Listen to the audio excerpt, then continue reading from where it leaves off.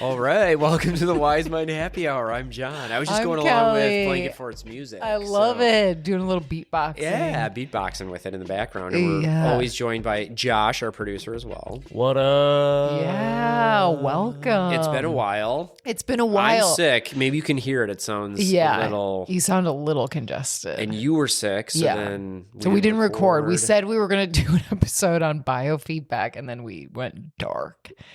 Well, actually, we did... Josh did an amazing other best of episode. Yeah, it was great. Best of our guests. Best of our guests. If you weren't in it, you'll be in the next one. You'll be, yes, absolutely. We have so much content. Yeah. And we are going to have that guest back, hopefully. So. Yes, we're in the works with that. Definitely. So how have you been other than sick? I'm honestly as of maybe yesterday, I really turned a corner and feel way better and don't feel sick. And you, of course, are feeling pretty. Well, I was sick a couple weeks ago. Yeah. Oof. Like a month ago. Yeah. And then I got sick again. I honestly think it's just everybody has kind of something right now, but I'm just around so many kids. Germs, and I'm in, joins. The friends, they're over. Yeah. I'm at the basketball game with all the other parents, which you guys joined, which was Yeah. amazing. We went to a basketball game. Wes's basketball game, you all were willing to come and you saw some 5th grade basketball to scratch that itch. I know you've been waiting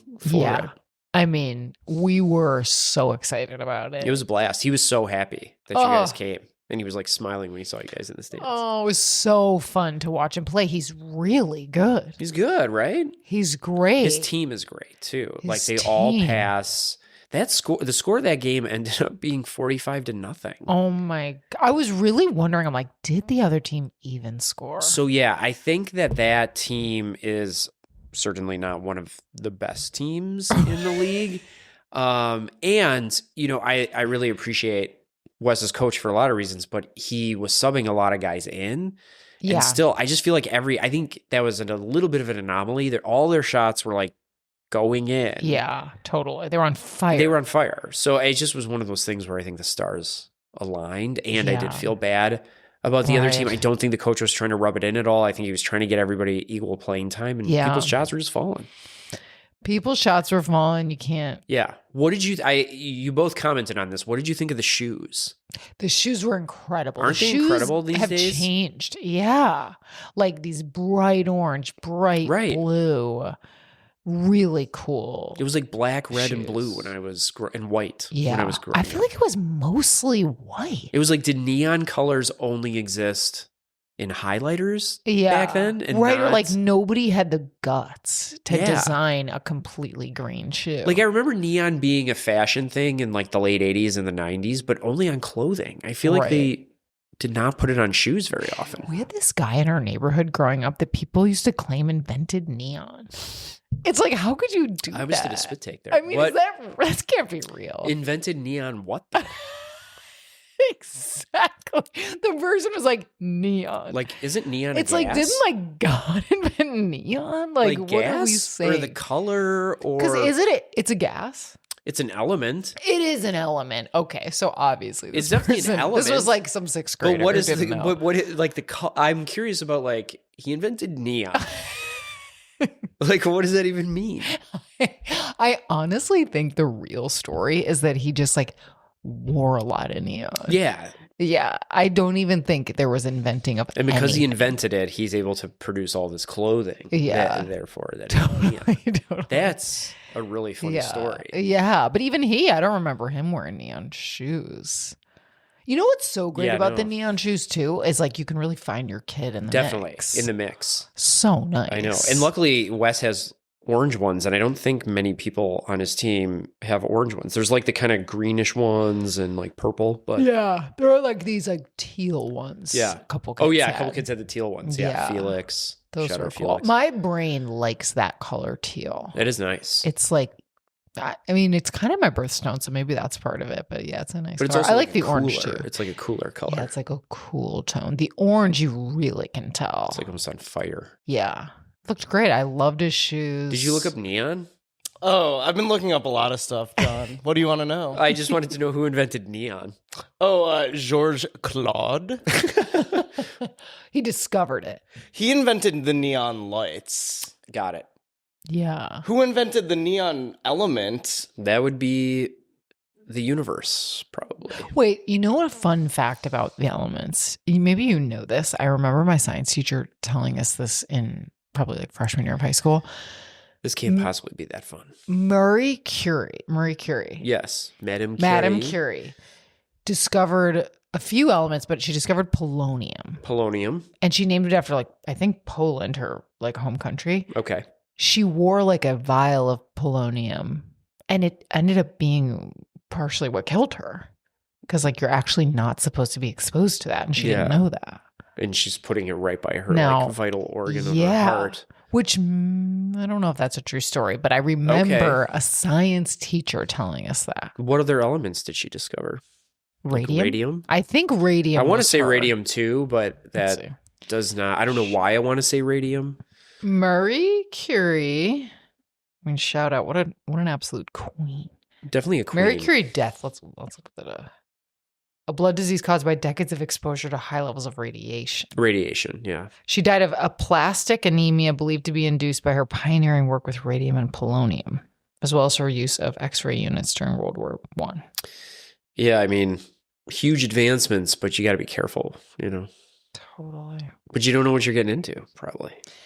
Well, you don't know what you don't know. You don't know what you don't know. It's like, what if we find out spindrift? It's like polonium. We're fucked. That's terrifying. Especially because they're sponsored. Yeah, no, especially because they absolutely pay our mortgages. Yeah. Wait, but okay, so neon, interesting. Polonium, interesting. Yeah. Radium, interesting. Yeah. Who discovers all these things? We don't know. Yeah, scientists. Well, also, it's like, how do you discover an element? You're just like digging around. I mean, we're so far beyond what I know in terms of like science, so we'll veer off this topic. Short on credits in science, for sure. I was like, the only science I was okay at was physics. I was not good at physics. I don't even think I was too much math. Yeah.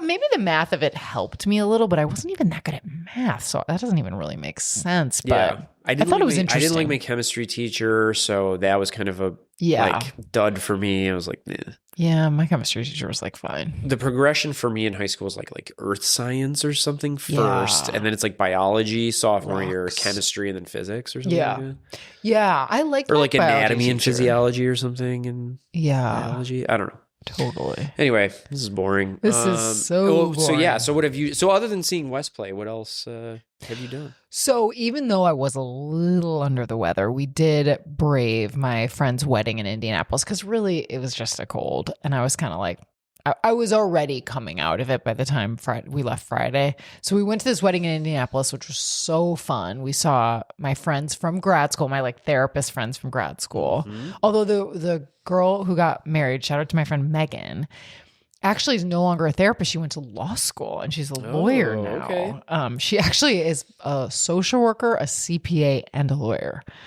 which is great. Does she do mental health law or? No, she does a little bit more with her accounting and law degrees. Okay. I know at the firm she works at now, she like when they have a lot of like accounting complexity things, they call on her. But yeah, shout out to Megan. It was so fun to go see our friends hang out. That was amazing. And yeah, that was just a good time. Indianapolis is okay, you know. I had a good time when I went down there. Yeah, it's like fine. It's not Milwaukee. It's not. I wanted to give a shout. There's a record store that I had a good time at down there. I can't remember the name of it, but I have a sticker of it that I can picture. Oh. But yeah, I had a friend who lived in a suburb of Indianapolis, and we spent like a night in the city, and it was fun. Yeah. Like different pockets and different areas. Yeah. They're building it up. Josh and I had gone for that Shorts festival, so we had been there in the summer. Indie Shorts. But yeah, so it was so fun. It was so fun to see our friends and just like catch up and hang out. That part was great, and just like laugh for an entire weekend basically. So that's what we did, but I feel like there's not a lot there. We had Valentine's Day. That passed. We had Valentine's Day. Which that's when we saw you at the game. That was a Valentine's Day basketball game. Yeah, yes. Oh, and we watched all the befores. before midnight, before sunset, before that's right. sunrise. You asked me about that. Because you've seen those. I haven't seen the third installment. Okay. Well, is the third installment they have kids and they're divorced or something? No, the third installment is they're together. They've both left their previous partners. Okay. They're together. And what they're kind of navigating is he has a son in the U.S. Who he doesn't get to see enough. Okay. And they're living together in Paris, and they have twin girls that were like an accident, kind of a surprise. So wait, his son is from his previous marriage? Mm-hmm. Okay. The woman he was with in Before Sunset, where he was like unhappy. Right. So he left her, and he's really struggling with like not being close to the son and feeling a lot of like angst about that. And then his partner is kind of freaking out that he's having that angst about that. And she says to him, like, I'm now moving to Chicago. So the wife lives in Chicago. So she's very like, we have a life here. And they're navigating like stuff like that. You know, like they've both like left their partners, their ex-partners. Well, her ex-partner wasn't a husband. His ex-partner hates him. And the son is like right in the middle. The son at the beginning, I'll spoil it just a little bit, tells him not to come for his like violin recital. He's like, just come on a nothing weekend. He's like, it will be such a thing. Mom will make it such a thing. So there's like all this tension there. It's kind of like them navigating, being years into their relationship, having made big choices to be together and still having like a good amount of like, you know, just everyday conflict. And some of it gets kind of bigger. And what I will say we loved about the third one that I'd kind of forgotten about, they really like stumble in and out of conflict in like such a realistic way, like you do as a couple, where you're just writing. Like, you're just having a regular conversation, maybe even like a pleasant one. And just someone says something. And then you're kind of like, well, what do you mean by that? Yeah, right. You know, and it felt very like, it was funny to watch it on Valentine's Day because it was like them fighting for a lot of it. But it honestly felt like one major theme in it is like, you know, because they both like left other relationships to be together, I think there's like this sense that they're like romantics, right? Like I feel like Sex and the City covered this a lot where it's like, I want real love. I want love that's like earth shattering and life changing and so deeply like romantic and passionate. And he kind of, or they kind of talk about like, this is it. Like, if you think that's like all like sex and joy and romance and meals that are good and this, it's like, that's not it. If you want real love, it's this fucking mess. Right. And I did really like that because that felt very real to me. Like that's how relationships really are. That's how it really is. Yeah. And when you really passionately love someone, you're also going to like sometimes passionately want to kill them. Like for sure. Honestly, like the opposite kind of relationship is probably a little less contentious, you know, where it's maybe a little more of convenience or of stability or which is a totally valid type of relationship too, I would argue. But, you know, like if you really want to feel that depth of love, like there's a lot of mess that comes with it. Definitely. And, you know, Josh said this, like, not just mess, but like mundane, squabbling, like, boring, like day in, day out stuff that just kind of comes with having a partner. Yeah. And like big sacrifices to ideas of your own life and like where you want it to go, like where you want to live sometimes, depending on like what comes up. Yeah. Because like they made this choice to live in Paris, you know, and it's like you don't really know what 7 to 10 years away from your son, like an ocean between you and your child is going to feel like. I mean, I don't even have kids and I'm like already like that would feel excruciating to be that far away from your kid. Yeah. It's hard to be like 5 hours from my nieces, like your own child. It would be so hard, but it would be like a choice you might have to make. So hard. And they also navigate a little in it, like some questions about like infidelity, which I also like thought, you know, I wonder if in relationships where like you were unfaithful and that's kind of how you got together. Well, spoiler alert, I thought they left the second movie with a little bit of a like unclear ending of like he is going to cheat on his wife with her. Yeah, like he's going to stay at the apartment. Right, he's going to miss his flight or whatever. Yeah. That's also interesting.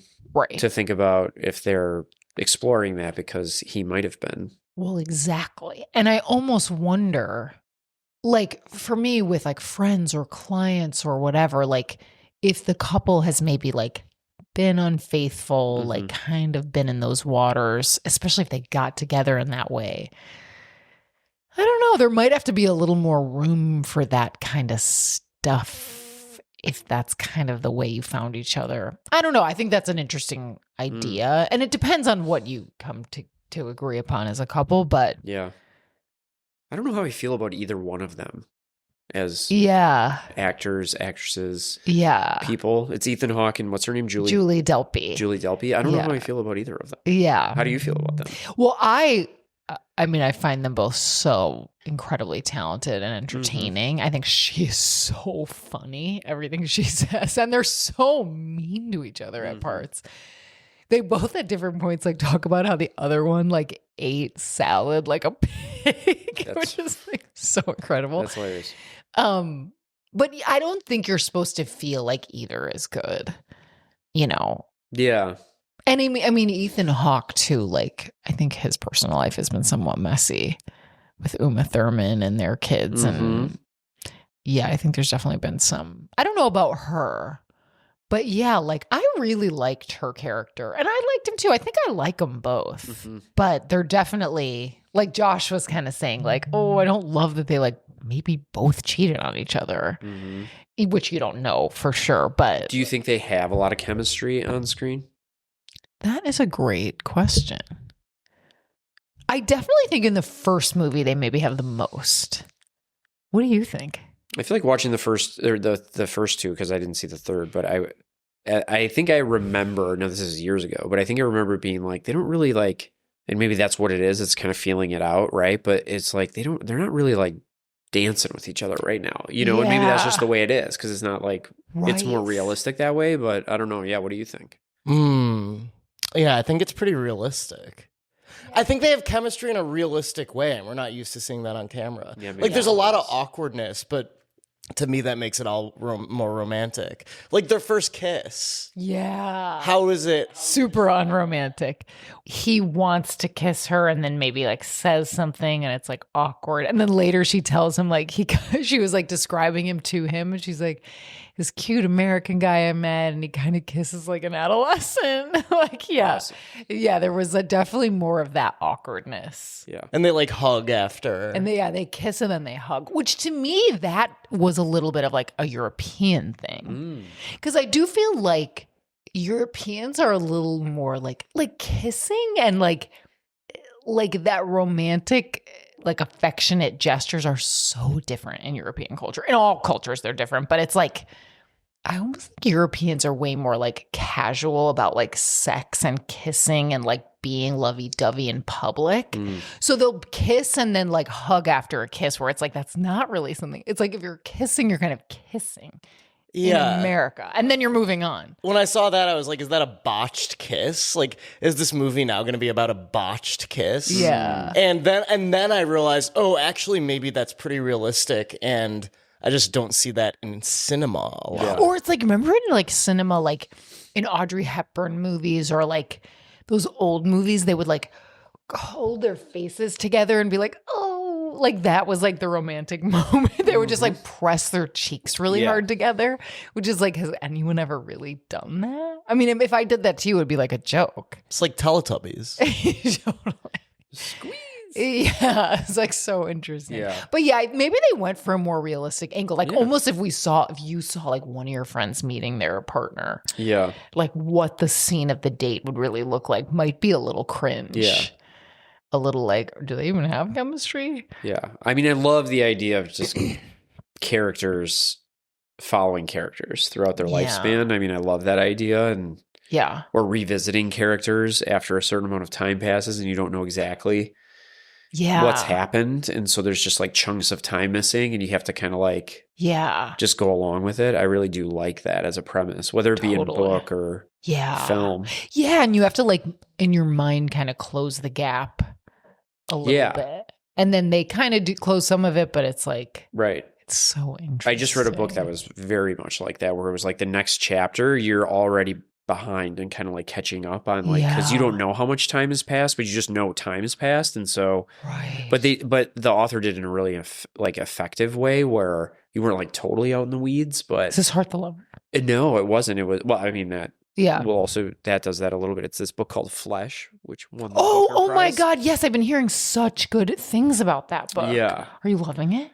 I finished it. So I already returned it to the library. Did you love it? How did you get it from the library? I really it was one of those books where it was like, God, I'm never going to get this book. And then somehow it popped up. I think they got so many copies of it because it's been so popular. Yeah. So I think they're kind of going through the people who are waiting. Yeah. And probably it shows that people are just reading it really quickly. But right. I know people are saying it's so good.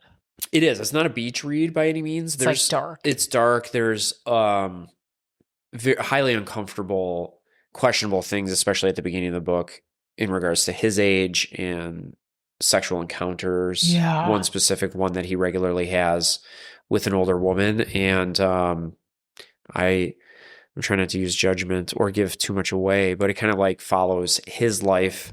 You know, he's a teenager and it kind of follows him through his life and his relationships, but also just this kind of like hollowness almost that he has in detachment. And I think if I had to guess, it's because of a lot of the early experiences that he had, which I do deem traumatic sexual experiences, but also you don't get any of the detail. And this is the thing where it's kind of just jumps forward. It kind of jumps forward to him like exiting the military. And so it's kind of like you don't get any detail of what happened. Right. But you know stuff happened. And so, you know, I think on a lot of levels, this disconnection from himself, but also the relationships he has. And you as a reader get disconnected a bit. Yeah, it can feel very hollow. And I think there was one review I read where it was like, this book, this main character says the word okay like 300 times. I don't know how many times. Oh my God, he's me. But a lot of the questions he gets is like, yeah, okay. Like, and I think some readers find that frustrating. Yeah. Because there's not more dialogue.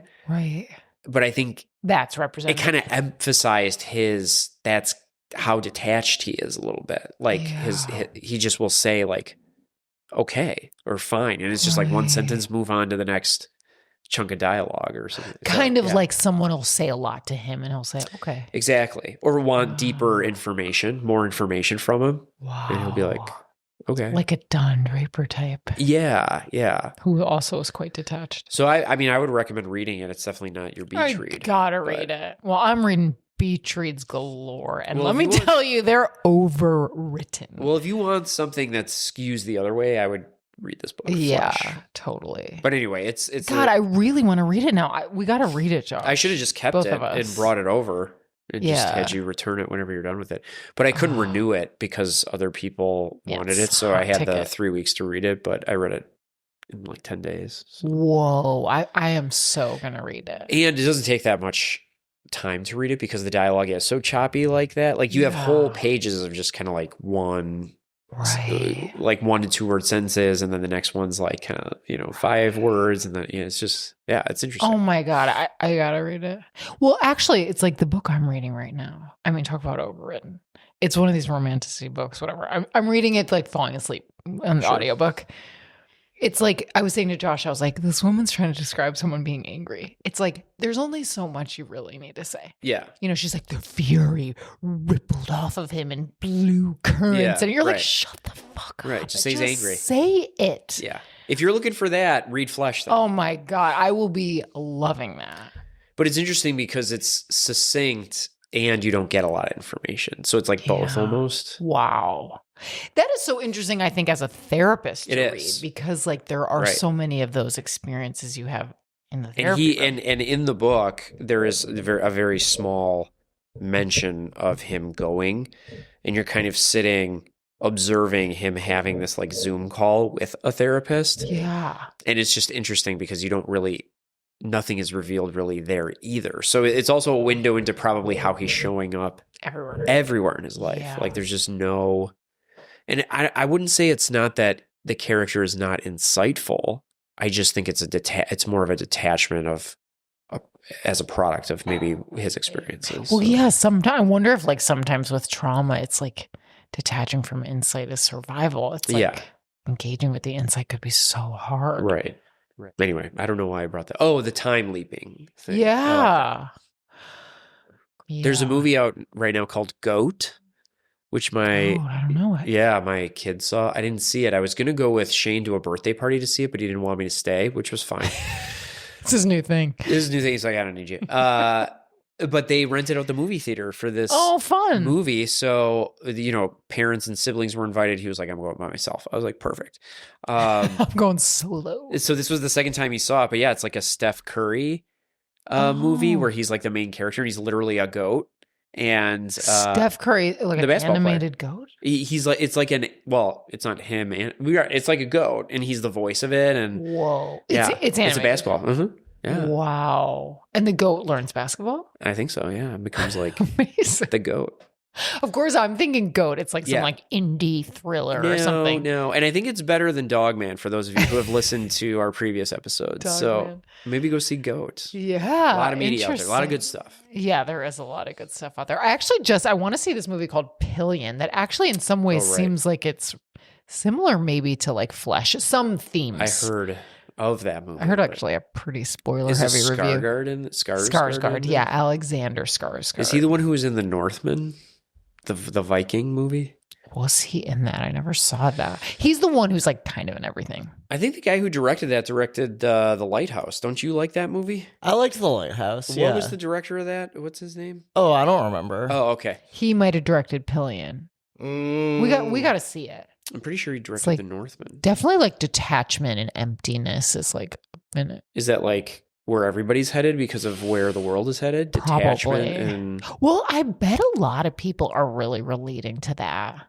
Because I think when you engage with like what's going on in the landscape, it's too much. It is simply too much to even. Yeah. So why not just detach? Well, because I find myself like, I don't know if you find this, but like when people actually like, even just like give words to like what's going on, like even something as simple as like, can you believe Trump? It's like, I get annoyed at the person saying that because it's like, what?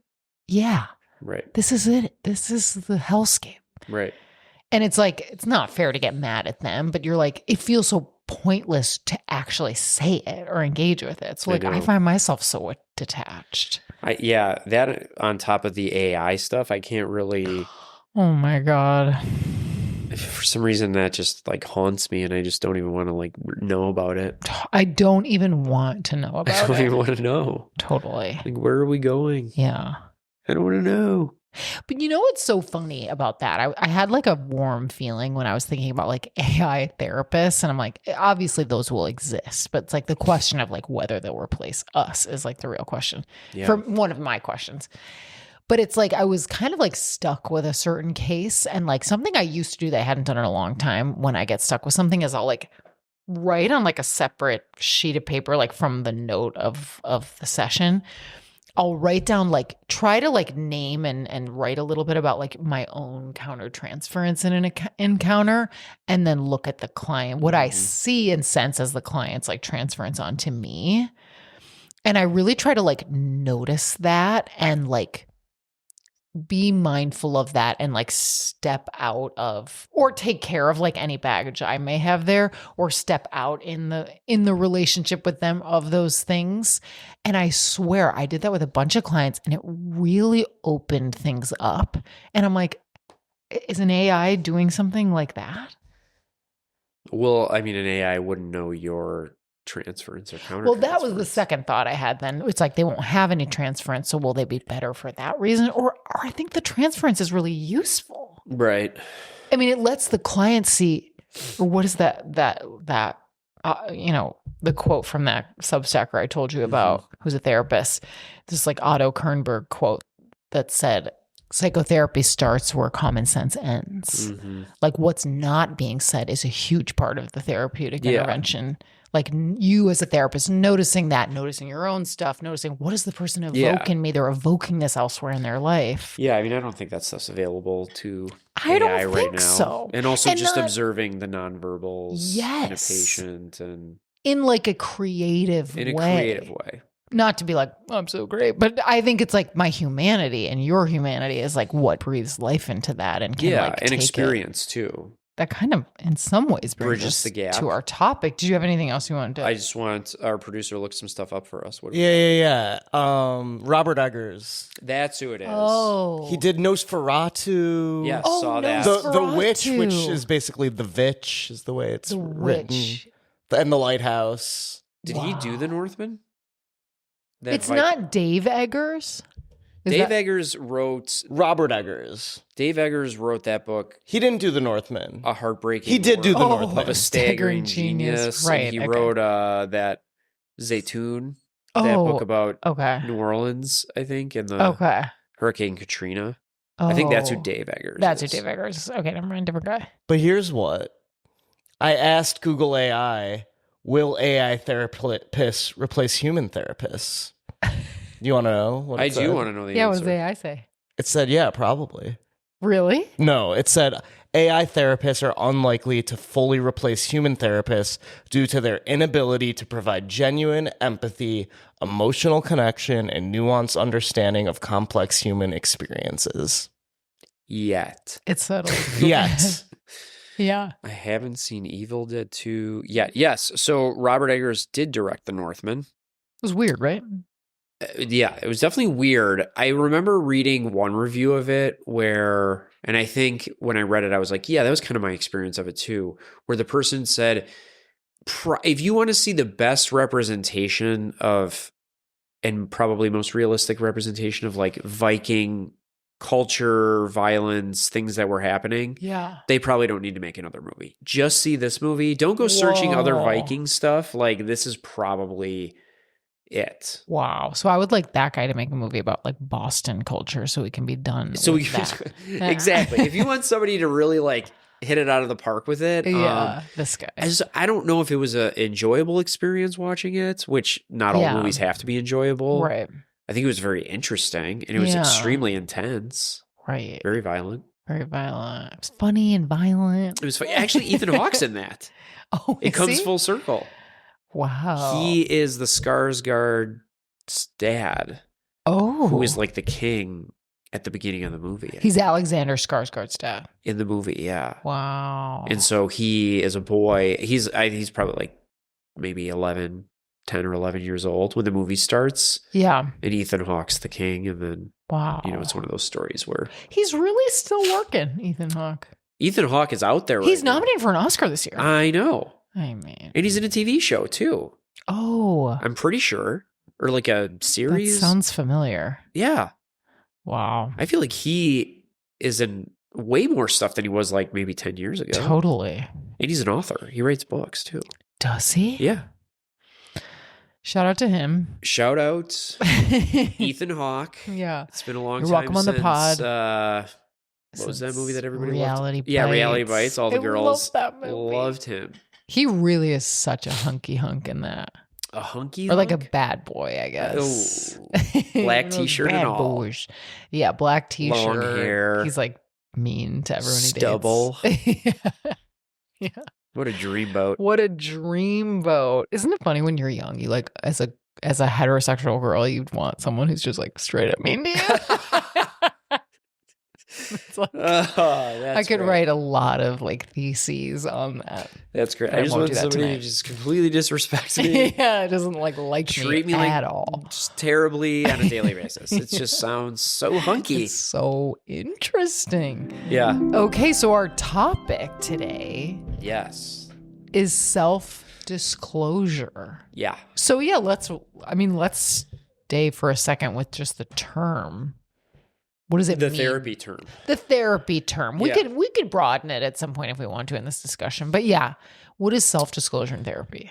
Yeah. Well, it's revealing or disclosing in the therapy session personal information about yourself. Yeah. Which, if we look at the history of psychotherapy, probably pretty taboo to start with. That we were supposed to be blank slates, more rigid.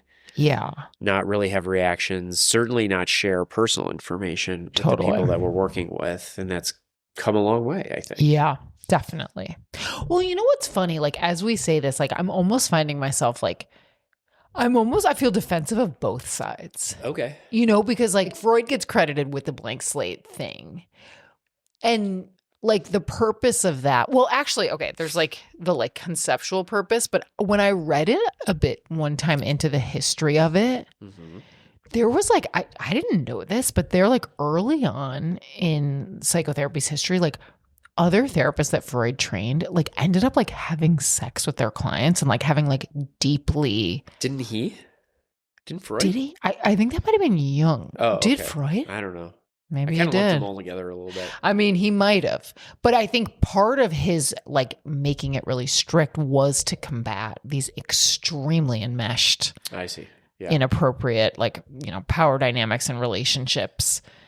And because they were like mostly men treating women and it was like all messed up. But like, I almost feel like I love thinking about like the concept of the blank slate, the purpose of limiting your own disclosure, and then also like mindfully breaking that rule when necessary, which I'm sure you do as well. But yeah, like I guess I think of like the purpose of like really limiting it or not disclosing. Yeah. Being like partially like not making the space about you and your stuff, because in any relational dynamic both people's like material comes up, and if they're there, the one seeking treatment, they're the customer, even you want to like give them that space. Another piece being letting the client project onto you what comes up for them in other relationships. So your stuff can like muddy the waters of that. And what you want to see as a therapist is what comes up for this person in the world. Well, I think for me, there's like two different contexts. There's individual and then there's group. Yes. And so I think in group, I'm more prone because it's not as intense one-to-one with a person on a regular basis. I'm more prone to disclose more in the group space. Yeah, that makes sense. And I have found there are certain things that I disclose about that really helps open people up and connect with people. And one of them, which I talk ad nauseum on this podcast about, is parenting. Yeah. When I disclose about some of the frustrations, or I can say I've been there or done this with parenting, or these are the quote unquote failures I've had and I've made a million of them, I feel like that does really open parents up more in the space, and they feel more connected to me as like somebody who just like kind of gets it without them having to like explain it, which there's any number of different contexts or different things that people are in where you might disclose about and they might be like, okay, great, like you get it. And that kind of allows for that. Yeah. But I think I would be a little bit more reserved. I don't do individual work right now, but maybe a little bit more reserved. But I still think disclosure can be really useful if you use it, like you said, in a mindful way. Totally. And it makes the relationship a little bit more real because we're struggling with this stuff too. Right. Yeah. And so I always want to be as human as possible with the other human. You know, and you're right. The group space is interesting because it's not this like, you know, container of two people. Right. In a lot of ways, there's less danger. It is really nice to like show up as like a fellow human. And even talk to, you know, a client about how you've navigated a similar issue, or even just saying that you have issues. You're not perfect. Exactly. Even just naming that. And really, like Marsha Linehan, who we've, you know, we can credit with basically naming this podcast, was very pro self-disclosure. And she, you know, she herself like consumed a lot of therapy. Yeah. And found maybe that like blank slate approach did not help her suicidality, her, you know, like borderline traits and patterns. Right. You know, someone being a little bit like leveling with her and being a little bit more human really helped. Well, and I think you have to suss it out with who you're working with because, especially with attachment styles or relational things that people are working on, right? It might be more of a detriment to their treatment if you do disclose a little bit more versus totally. Because a way for them to protect themselves is then they try to make it about us, or then they ask us more questions about ourselves, or they want to know more information, or you know. So I think it's also like you just got to consider the individual and what that might look like for them if they hear personal information. And I tend to think, I don't know what you think of this, but sometimes I think the clients that ask the most, I limit it the most with. Yeah. I think that's a safe practice. Yeah. Because then you're bringing in also to like reassurance seeking, which we've talked about before. What's coming up for you internally that makes you want to know about me, right? Yeah. Like, maybe that's a clinically relevant behavior that they're engaging in. Totally. And you know what's interesting? Like now that we have this podcast and I like post about our clips. Which is disclosure. Which is disclosure. Totally. Because now people can have a window into us. Yeah. Because we disclose a lot on this podcast and like our clients can access this podcast. Right. And we both think about that in terms of like what we share. Like, would we be willing to have clients, be able to access this information? But I get fed all these like therapist influencers because like whatever, like the algorithm is kind of like tuned itself that way a little bit.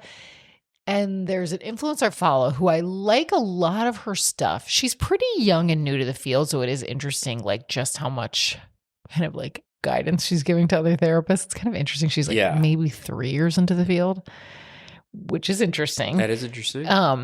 But one thing she said that I thought like I chewed on a little bit because I was like, in some ways I totally get it. And in other ways it's like oversimplified. And this happens with like putting out a post. It's like, it can be too simplified and too whatever. Yeah. But she was like, my advice for therapists today, like, don't be so weird. Kind of like about self-disclosure. Like, don't be so weird. Like she was like, which is a judgment, okay, and which not is a description. Exactly. She's like, it's okay for a client to know your birthday, which I like think is true. I do. Like the date? Yeah. Not that it matters. I don't care if somebody knows it or like how old you are or both. Oh, I think she meant like the date of your birthday. So like they know what day, but they don't know how old you are. They know like today's your birthday. Got it. Okay. Or like if they ask, or like if, it's okay, if a client texts you that they got engaged, like you can say, congratulations. Like you don't have to say like, interesting, like let's talk about that more at the next session. Oh, I see. Which like I totally agree. There could be like an overly stiff, overly textbook reaction to that would be unhelpful and pretty unnecessary. Yeah. But I also like don't want to throw out the baby with the bathwater. Like I do sometimes think in you as the clinician being mindful of, okay, so this person reached out with this. Let me just consider the variables at play. Right. And there are clients with whom like based on like boundaries and the way they've handled it, I might say like, I can't wait to talk about this in session. Yeah. I doubt I would do that if anybody told me they got engaged. I'd probably be like, oh my God, which I've done. Yeah. And if they want to have a 20-minute exchange about it, I probably would redirect that, and maybe process it later. But I saw what she was saying, like, don't be weird.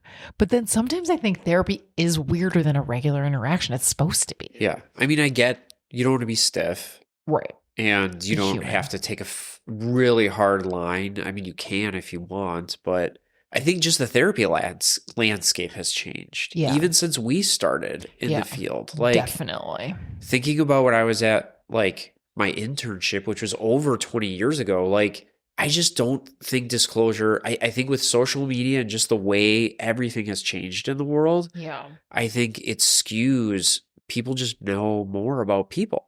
And I think therapy is similar in that way. So I understand why somebody who's new to the field would say, don't be weird. Right. But I also, you have to think about it in the person you're working with. And it's not the same for everybody. It's not saying don't be weird with everybody. Yeah. Because being too loose might lead to other things coming up in the therapy space that might not be the focus of the therapy. Right. Totally. So totally. And it's just kind of like a platitude, which is like, or whatever. It's just kind of like, well, don't be weird. Well, okay. Yeah. And I think that's where it's moving, but I don't. Yeah. It's like, do whatever isn't weird. I'm like, I actually would not give that advice. I think you have to like be weird a lot as a therapist. I think a lot of the things we do and point out, it's not a quote unquote normal relationship. Yeah. And like Nancy McWilliams, who I'm always invoking on this podcast, she had a really nice chapter in her book about like intakes. And like, she has this like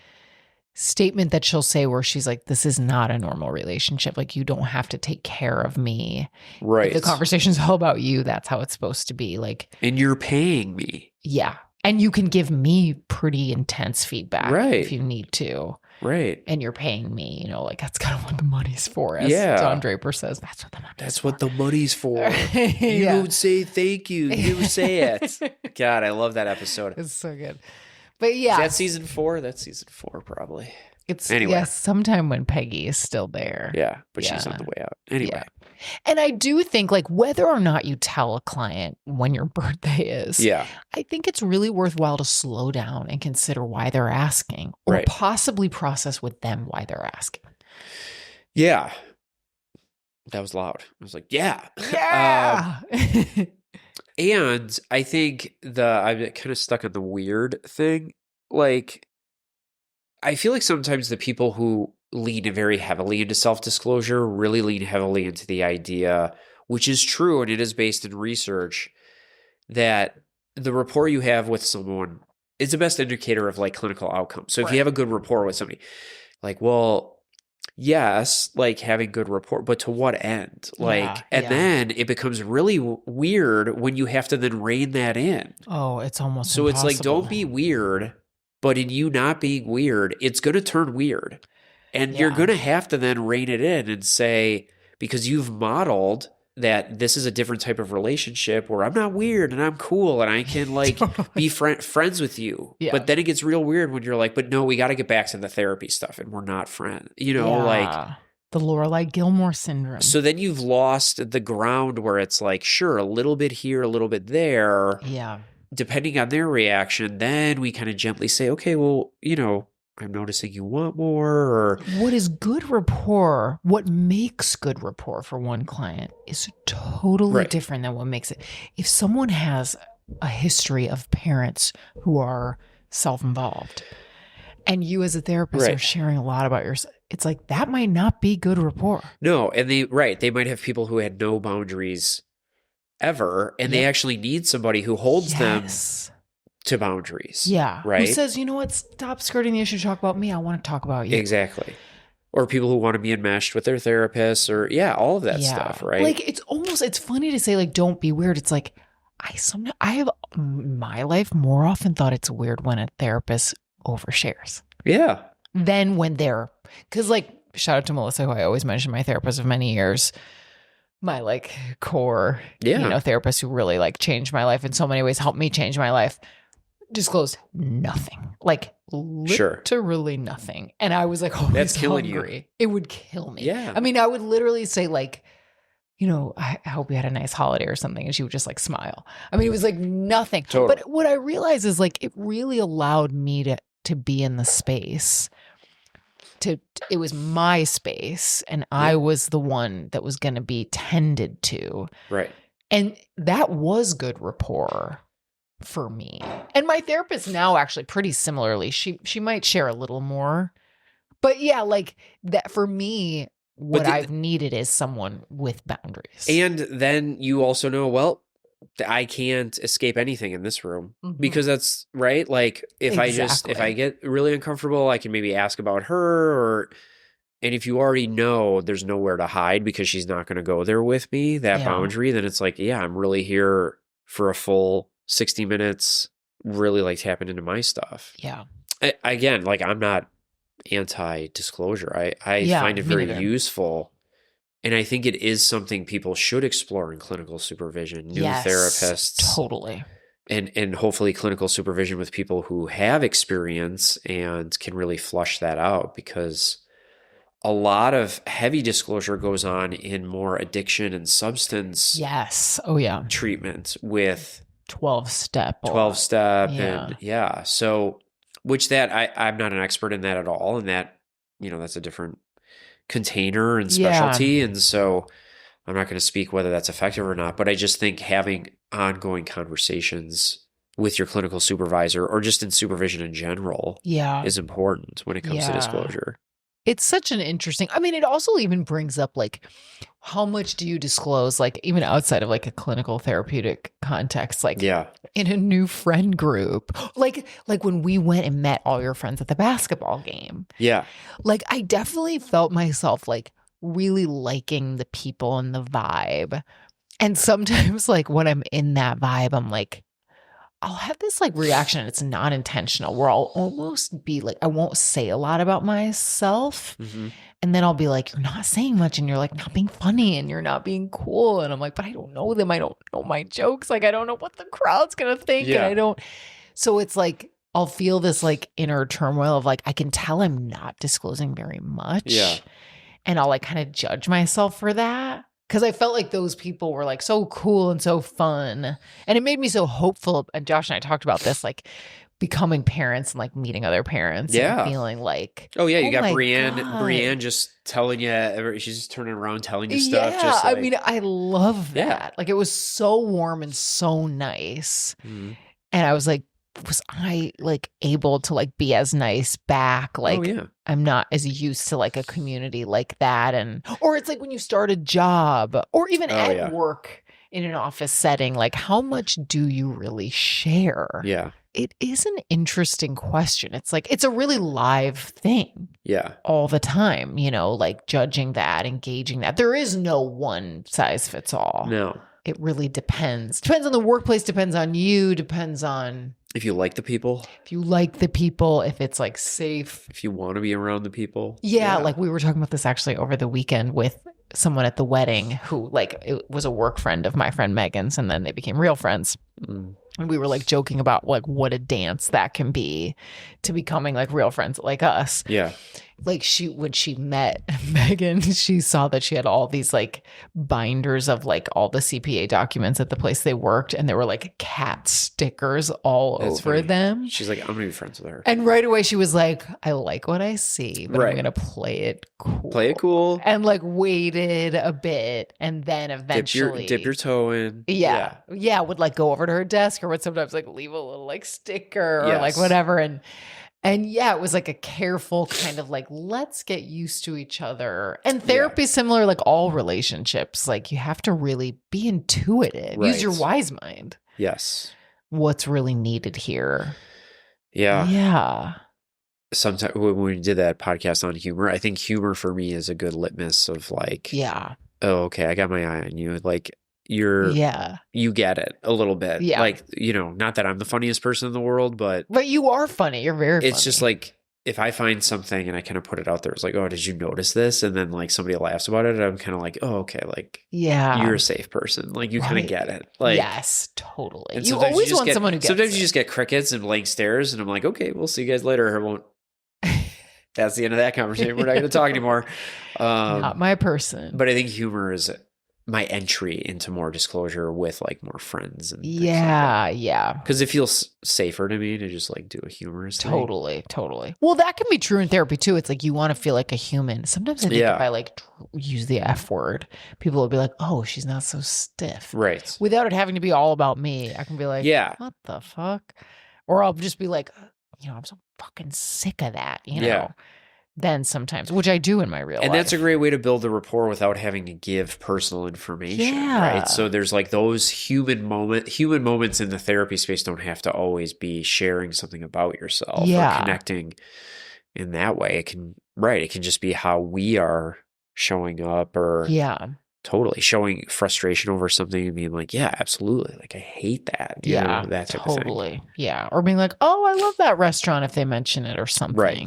Right. Not needing to like go overboard. Yeah.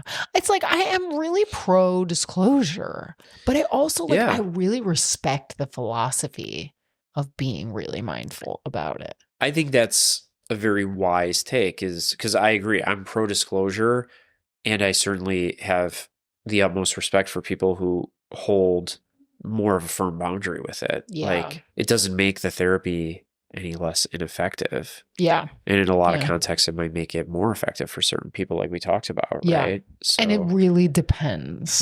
And I keep coming back and I know it's like, this is how TikTok works. It's like a little hot take and that's how you make a post. But it's like, the idea of like, don't be weird. It's like so much of what we do is weird. And Yeah. it should be.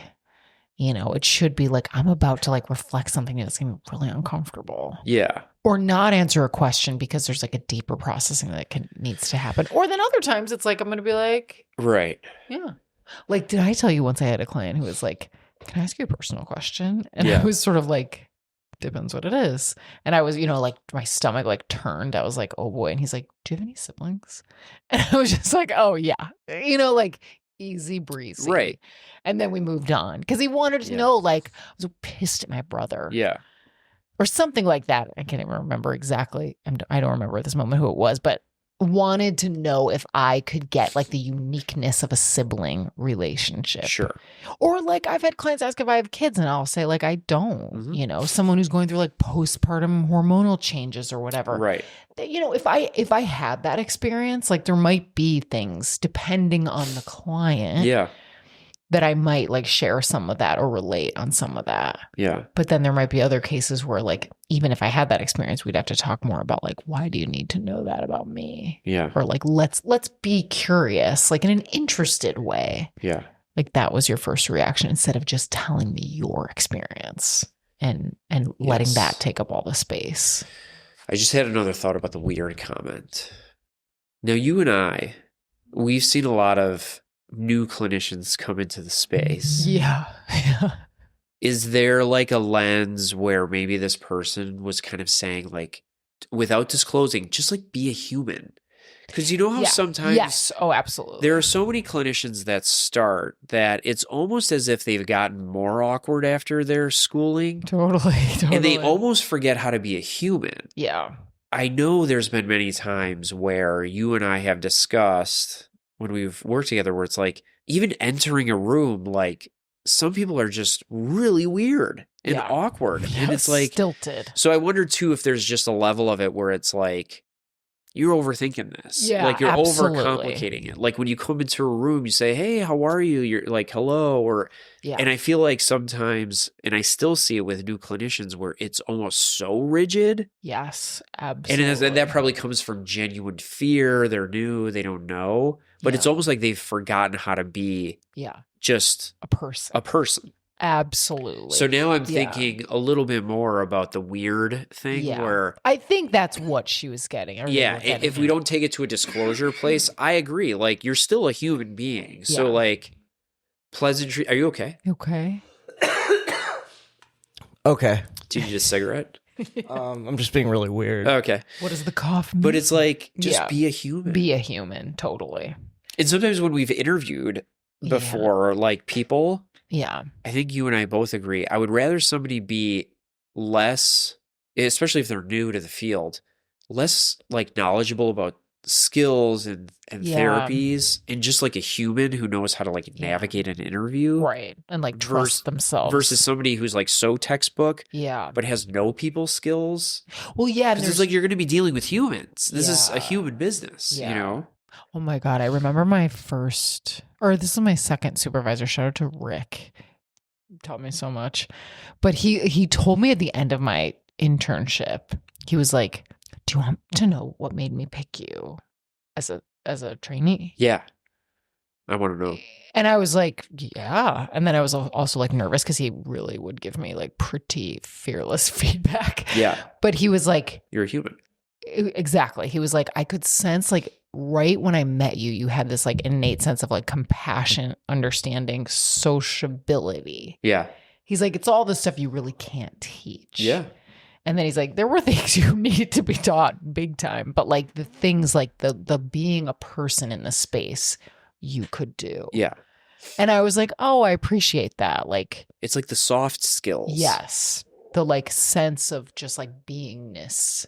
Yeah. Yeah. Like sitting with someone, because when you have like an interview or somebody you're supervising, it's like you're getting the energy when they sit with you that other people are getting. Yeah. It's kind of like, okay, like we got a lot to work on here. Like, we got to work on some of these softer like skills because this already feels really uncomfortable. Right. And therapy's uncomfortable. No matter how much knowledge you have, if the person like is eked out by you or like skeeved out by you or like uncomfortable. So don't be weird. don't be weird.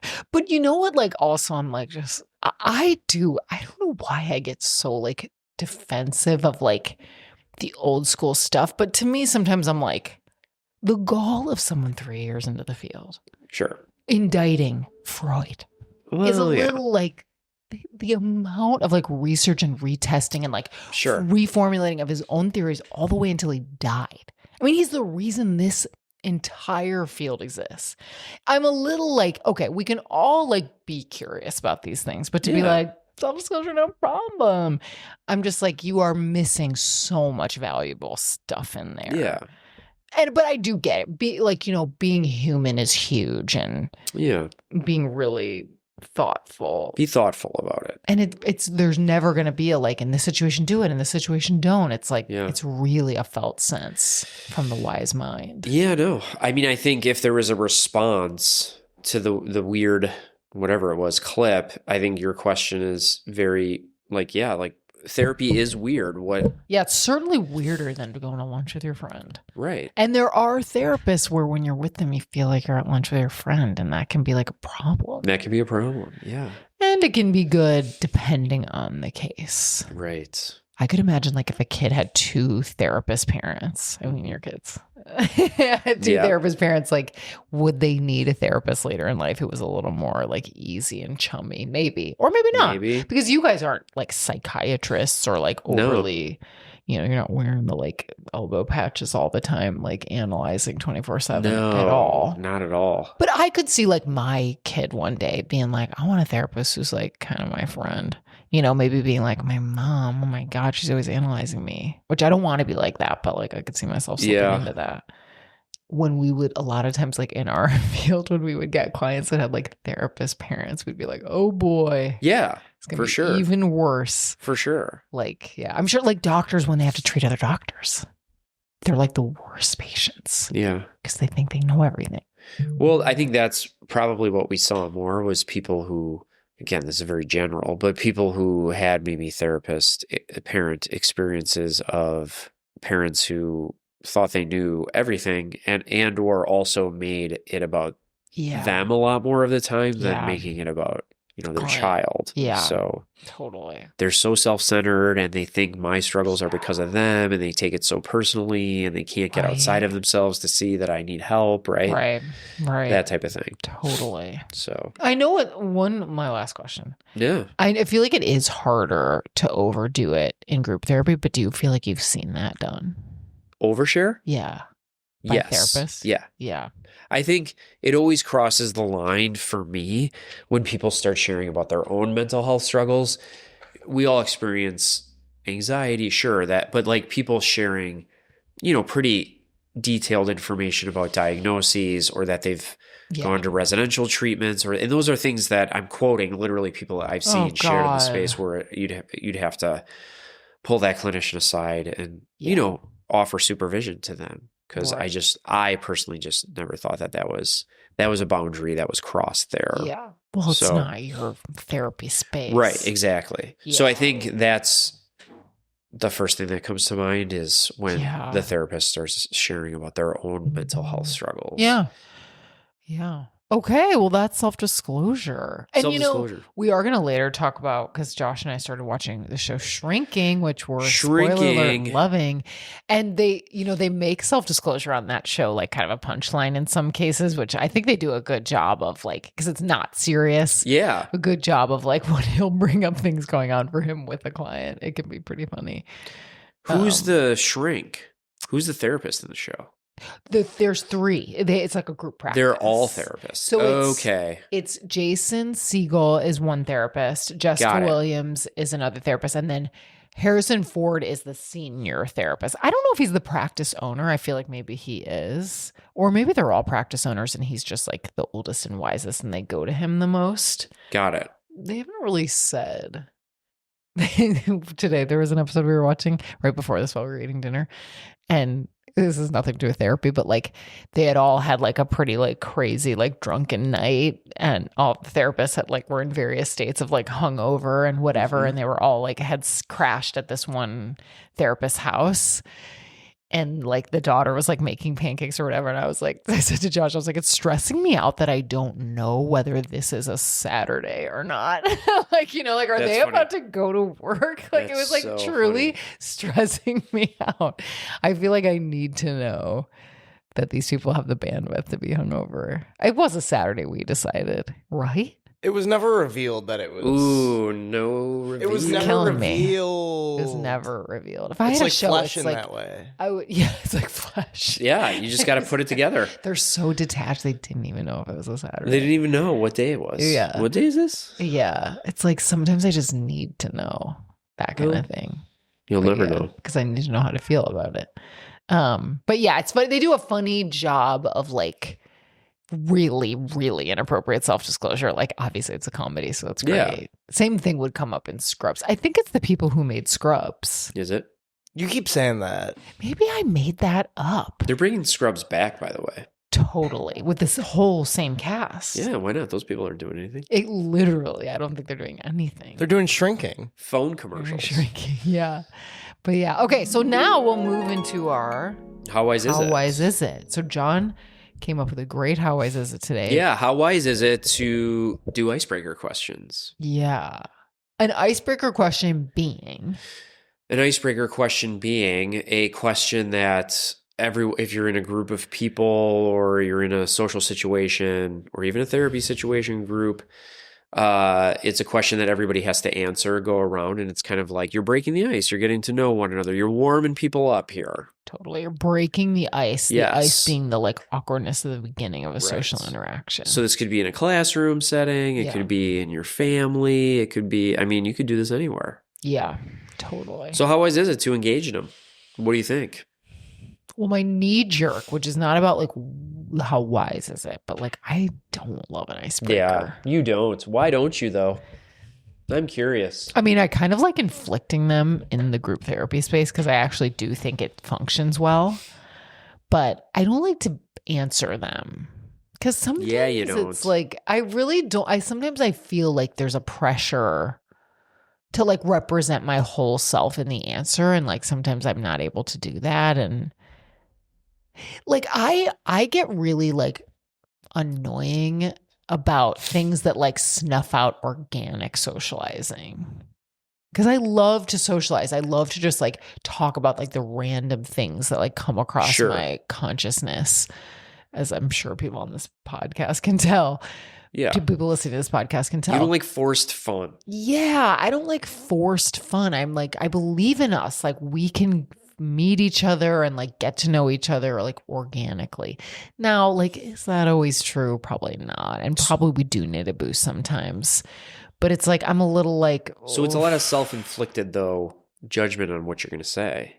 Because you feel like it has to really encapsulate you. Yeah.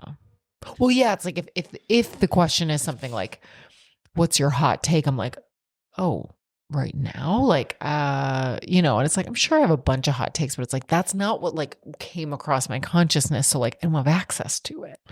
Yeah. Well, I think there is a level of it though, that I like that you don't prepare for it. Yeah. And I think that is organic. Yeah. So I understand the sense that it's not organic because it's a question, right? That you're kind of like throwing out there, but it is organic, people's responses, because they don't know what it is unless somebody was thinking about it beforehand. Right. So I kind of like it. Well, tell us more about. I like when people are just willing to just like say something and just kind of like do it and just kind of commit to it. Yeah. And I do think it helps. You know, we talk about non-judgmental stance a lot. We did a whole episode on that. I do think it forces people to try to answer something and try not to judge themselves for their answer. It's like an exposure. Knowing that people in the group space, if you're doing it in a group, might be judging you for your answer. Yeah. So I do think it is an exercise. It's a little microcosm for a lot of things, including tolerating some distress of like, there's no right answer. Yeah. I'm just going to have to say something. It might not be, because I might think later in the day something better I wish I would have said. Yeah. And that always happens with music ones or even movie ones for me, where I'm like, I can't think of it right now, and I know I'm going to think of a better one later, but I just have to go with what came up. Go with what I'm thinking. Yeah. You're right. I prefer them in the therapy space than social situations. So that's the caveat. Okay. What if someone's at like a dinner party? I wouldn't mind that. I mean, I just like them better in the therapy space. I would still do it. Yeah, it's almost like I like reading like Crime and Punishment in an English class more than like on a Friday night as I'm falling asleep. Yeah. It's like, it depends on the context. Well, maybe because like a dinner party, you're more likely to have like organic conversation that can go anywhere. And in the therapy spaces, like you kind of have to make more like deliberate room for what's your take on whatever. When I don't like an icebreaker question is like when I'm at like a training or something like that. And that's where they love them. Where it's like we're going to force you all to get along with one another. And it's like, no, I'm here to just continue my education. Right. It's great if I organically make pleasantries with people during lunch or during the breaks or at my table, my small group. But that's where I really despise them is like the training. It's like you're being infantilized. Yeah, it's like the training of it all. Yeah. Like the really bad representation of like a motivational speaker. Yeah.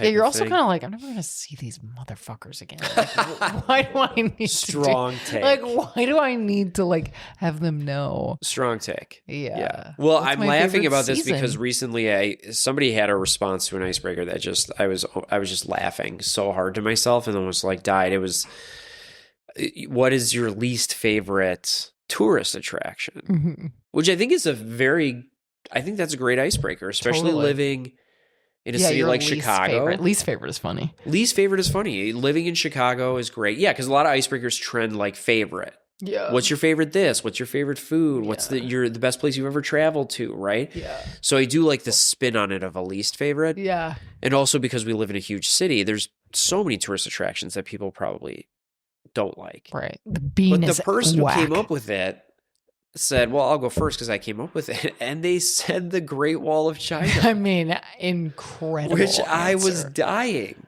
It's like, what a searing hot take. Like Great Wall of China? I don't get it. Where do I even start on that? It's literally like not one of the original 7 wonders of the world. It's like a modern one. Right.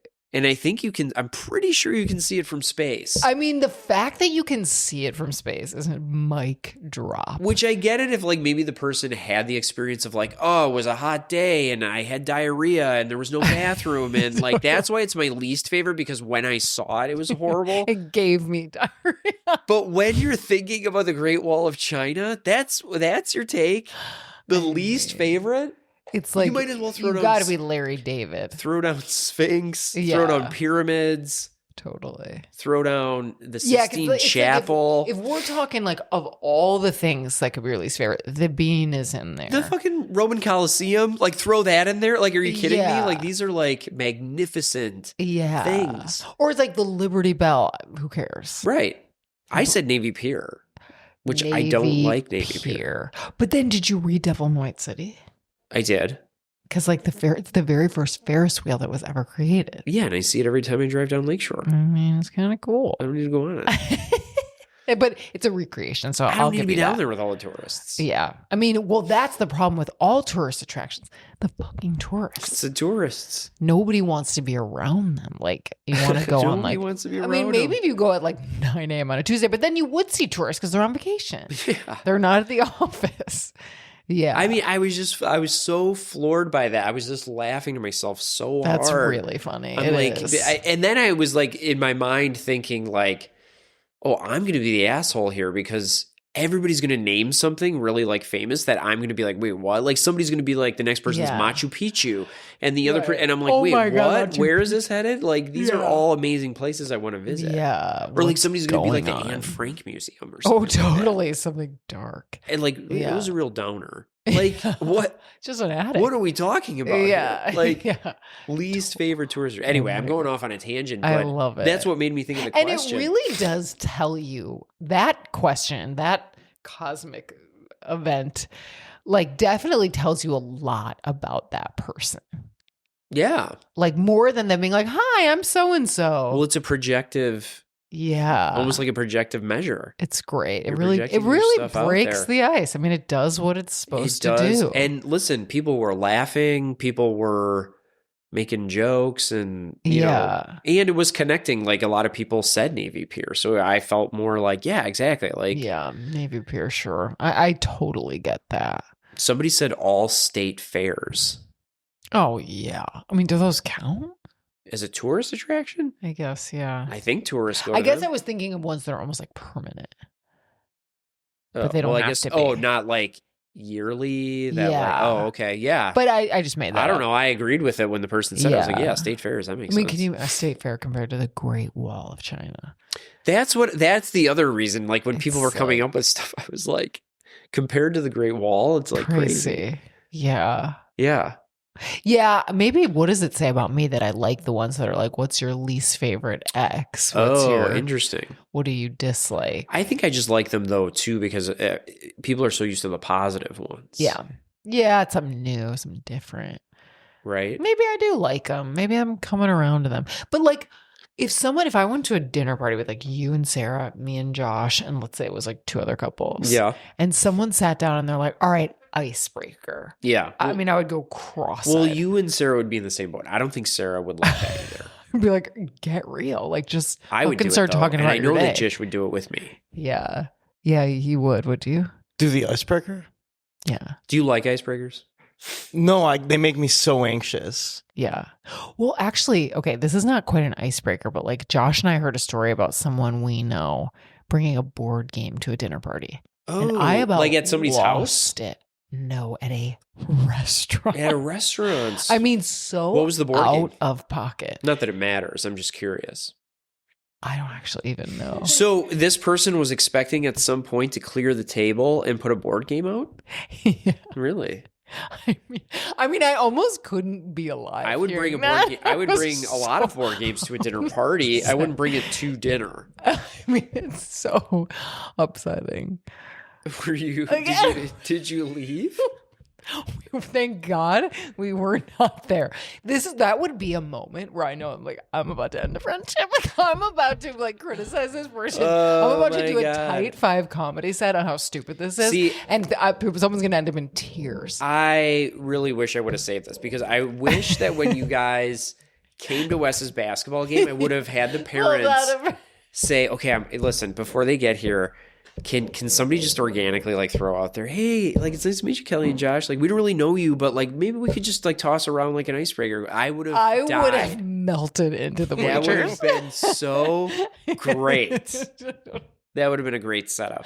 Oh my God. And instead everyone was like organic and cool and funny and interesting. Yeah. That's what it would have killed. Right. You know, like just like the like what goes on at these games and like me and Josh getting filled in about that was like, but it would have killed enjoyable. It would have killed it for you. Yeah, it would have killed it for me. But other people might have really enjoyed knowing something random about you. Yeah. And do you think icebreakers are ultimately for the socially anxious? Or like board games like that at a dinner party or at a dinner?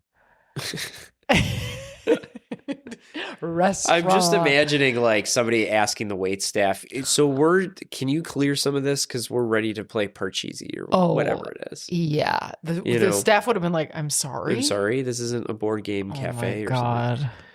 Are they for the socially anxious? I don't know. I mean, honestly, I'm just like, I'm being a hater. Like, I think they are good and they function. And I need to let it go. It's like clearly like shame comes up for me to some extent in these where I'm like, I'm not going to say a cool enough answer. See, that's what it is. You just got to commit and just say anything. It's a self-worth move. It's a vulnerability exercise. Self-worth move. Just say what comes to mind and you can even say that. Could live in any fruit. What fruit would you live in? That was an icebreaker once. If you could live in a fruit, Josh, what fruit would you live in? Now, you'd think you'd get a lot of pineapples under the sea, right? But if you could live in any fruit, you're putting a lot of pressure on yourself for that one. You hollow it out. No follow-up here. I have no idea. I was thinking spatially that... You hollow it out, I do pineapple.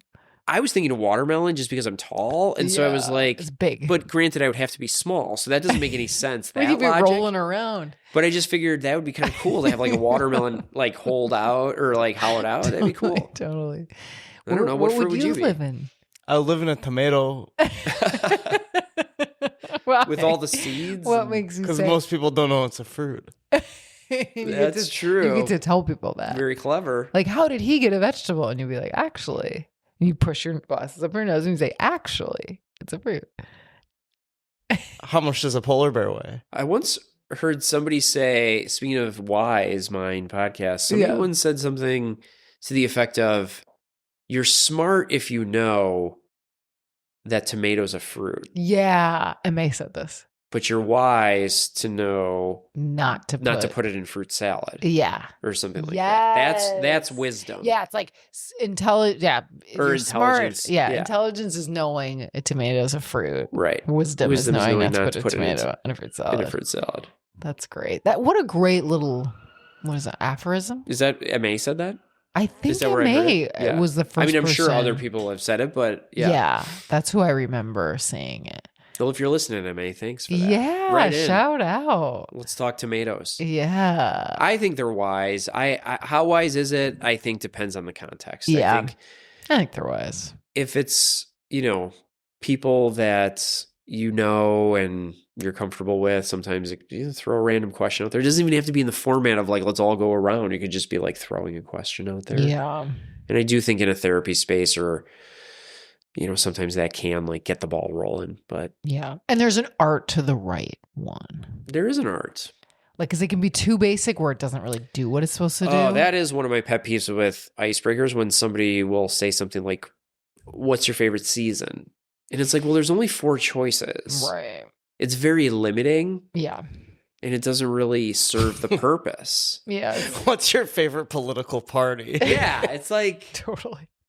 It's like, come up with something. Yeah, people with a little think. zest on it. A little zest. Yeah. Yeah. Okay, so Send it's wise. Us your favorite. Right? Yeah. Oh my God, we could start the pod with an icebreaker. Let's do it. Let's do it. That's our new If we segment. remember, we'll do it. Send us your icebreakers. Send us your icebreakers. Let us know. Yeah.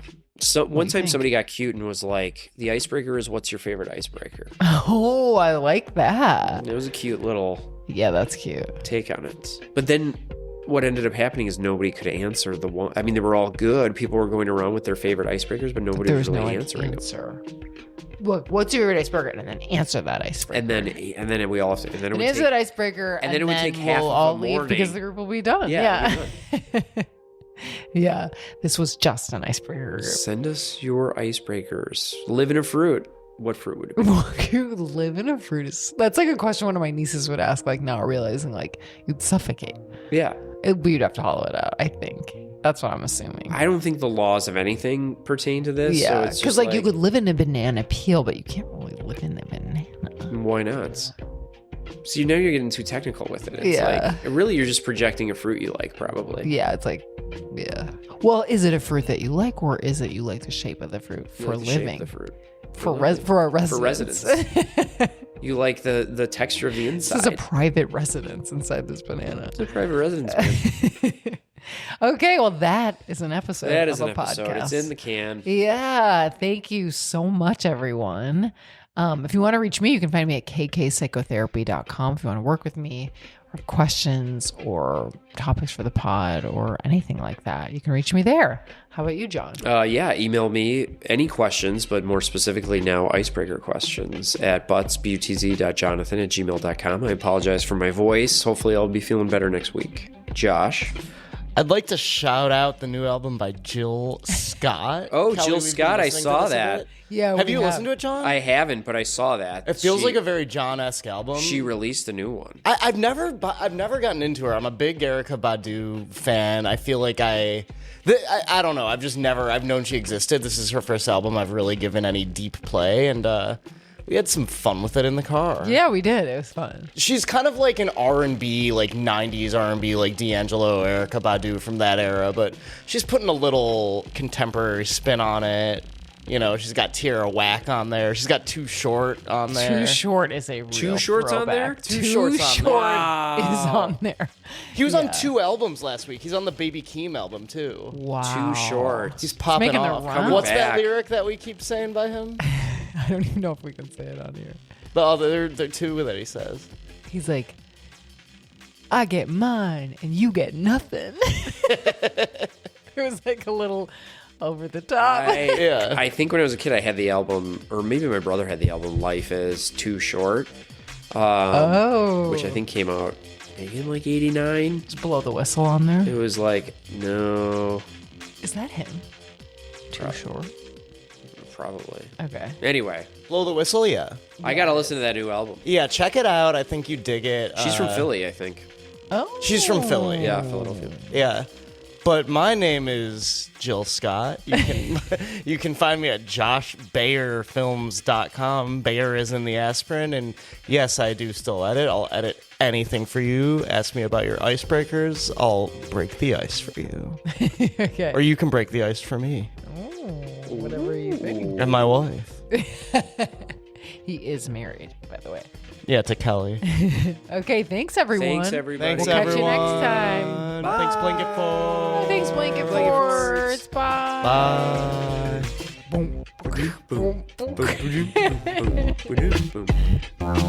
The Wise Mind Happy Hour podcast is for entertainment purposes only, not to be treated as medical advice. If you are struggling with your mental health, please seek medical attention or counseling.